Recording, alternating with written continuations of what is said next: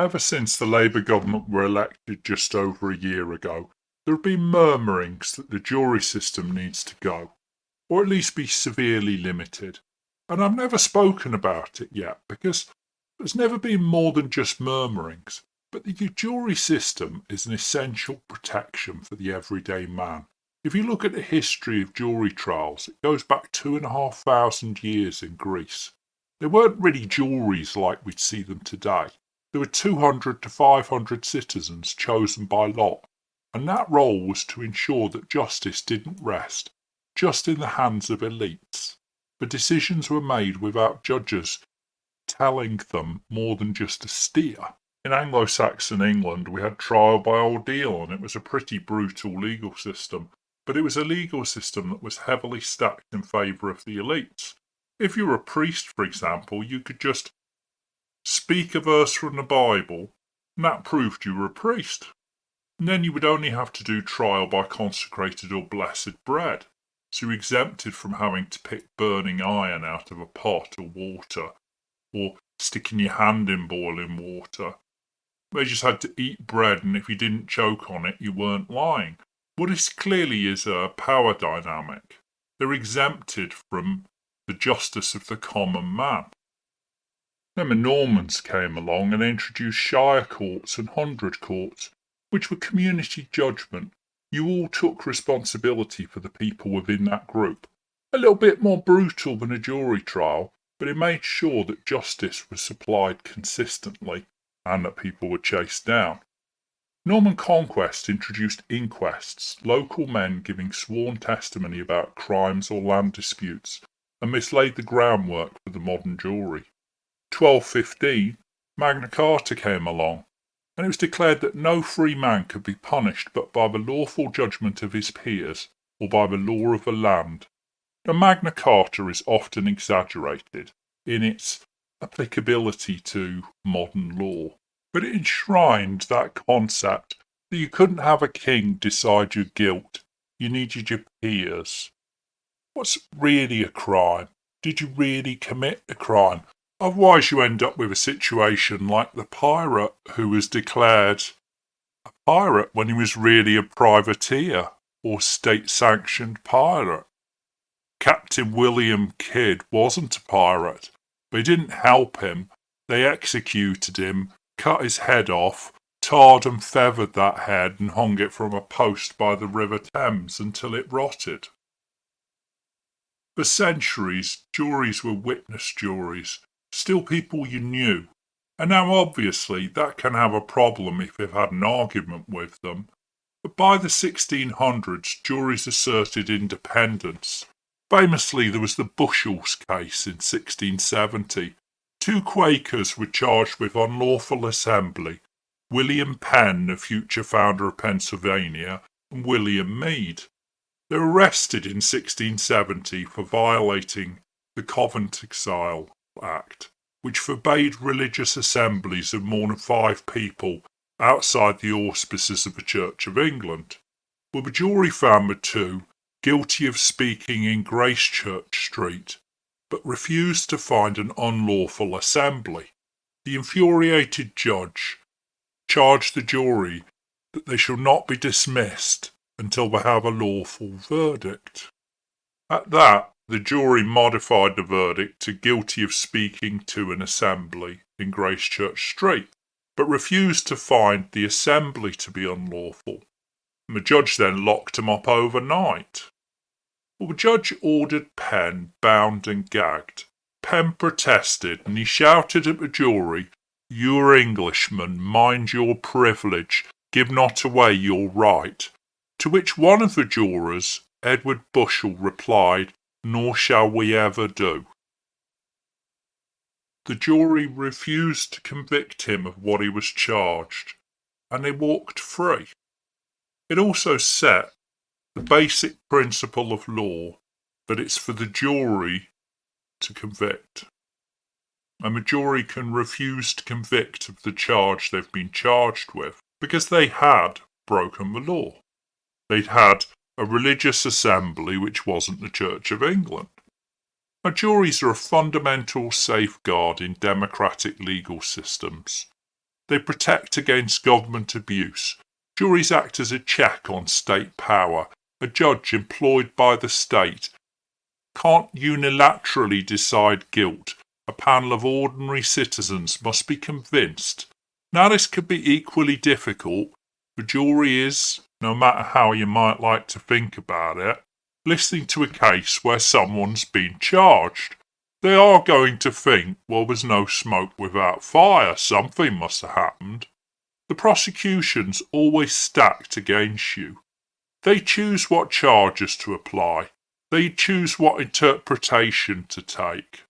They choose which bits of evidence to rely on. Yes, they have to declare it all. Yes, they have to be fair. But if you think it's a 50-50 equal fight when you go into court, then you're sadly deluded. The jury allows people to say no. It allows a level of fairness and impartiality. Now I know that's not always the case. Years ago, I knew someone who was mixed race, and they were juror on a trial where the defendant was accused of an attack in which racist terms had been thrown. And the defendant was a skinhead. He even looked racist. Well, when we asked them what happened on their week off work, they admitted that they'd wanted to get the person found guilty straight off the bat. They were pretty fast and loose with whether the person needed to be guilty to be convicted. So it's not an entirely silver bullet solution. Yet there's been a push over the last few decades to get defendants to plead guilty. It's dressed up in different ways, but plead not guilty and you get a trial and an increased punishment. Plead guilty and you avoid the jury trial, probably lose half your sentence, and that probably means avoid going to prison at all. Many of those charged after the Southport riots decided to plead guilty because they get half the sentence, and it wouldn't be custodial and all those nice stories you're told. And then it turned out to be custodial. But here's part of the problem with judges. I'm sure try to be impartial, but they have careers. They have, frankly, political views. And so do the juries. But there's a spread of fairness by having a jury. Would Lucy Connolly have been found guilty of all those charges when she deleted the post knowing it was wrong to have written what she wrote? How come that didn't seem to mitigate in the slightest her offence? Yet the counsellor who called for the slashing of throats is not guilty. Why? Oh, because they sent him to the jury. Also sent him to a jury in the court that has the lowest conviction rates in London. Lucky boy. Well, she didn't get that, did she? Lucy Connolly went to a judge. The government knew what it wanted. It knew the result it wanted in both cases. It didn't intervene. That would be outrageous. But all's well that ends well for the government. Put it this way. A friend of mine had a big mistake made by their lawyer, and their lawyer called them and said, I can tell you we've made a huge mistake, and there's two choices. You could take us to court, or you can go to mediation with an independent lawyer. And I said to him, the first thing you need to understand is that that lawyer will be independent.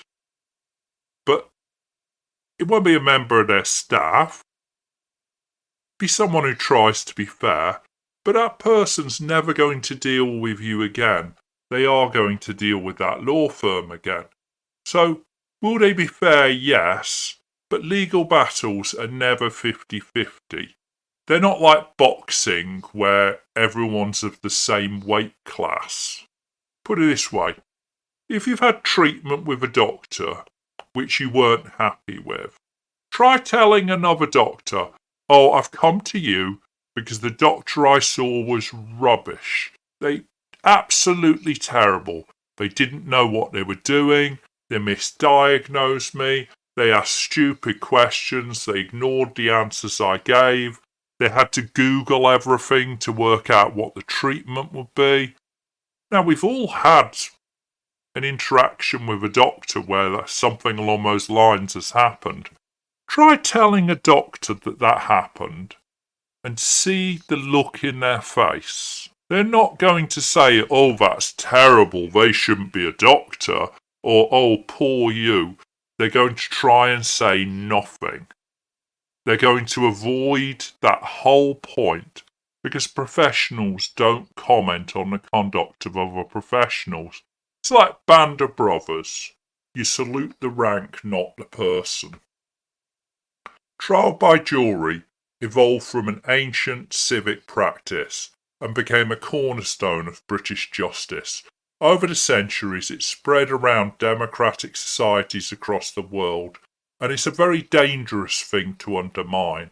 We do away with juries in all but exceptional cases. We undermine the whole fabric of our society. Juries aren't perfect. It's not like 12 Angry Men where there's one juror who pushes and pushes because truth matters to them. Most jurors are probably more akin to the other 11 jurors in that film. But they're a lot better than a judge deciding your fate single-handed. Last time Labour was in power, they introduced the Supreme Court and Americanised our legal system. This was not on the whole a good move, and the Tories compounded this with the whole lower sentences if you plead guilty. Now we have violent criminals being sent out of prison early because we don't have spaces, while there are prisons running at half capacity, and a government who clearly doesn't see the benefit of juries except in murder trials, rapes, and where it's in the public interest. What a nebulous phrase. In a country which charges and convicts, because really it is conviction without trial, more people for saying things on social media than Russia does. And a lot of people, do we really want to allow the judiciary to decide our guilt? Yes, there's judicial independence, but you're in a society where an arm of the government decides if they should arrest you for hurty words. Another of the arm of government decides if they should charge you and what they should charge you with, and another arm of the government decides whether you're guilty. And then another arm of the government reports on it. Yes, these are all arm's-length bodies, but they're all public bodies. They're all part of the blob. They're all part of the government. And they do seem to share a very common perspective on what's right and wrong. Juries allow a higher view of what's right, not just what's the law. A judge applies the law, but a jury can say yes, he did it, but he shouldn't be convicted of it. They differ on what public interest defence means. Think of Clive Ponting. A crime used to be a real harm to a real person. That was legal 101 25 years ago. Yet you can now be convicted of causing fear and alarm to a hypothetical or made-up person. Do you want a jury who can take a view on whether you should be convicted, or a judge who takes a view of whether you broke the law as it was defined? If this does pass, then I will vote for any party which repeals this law.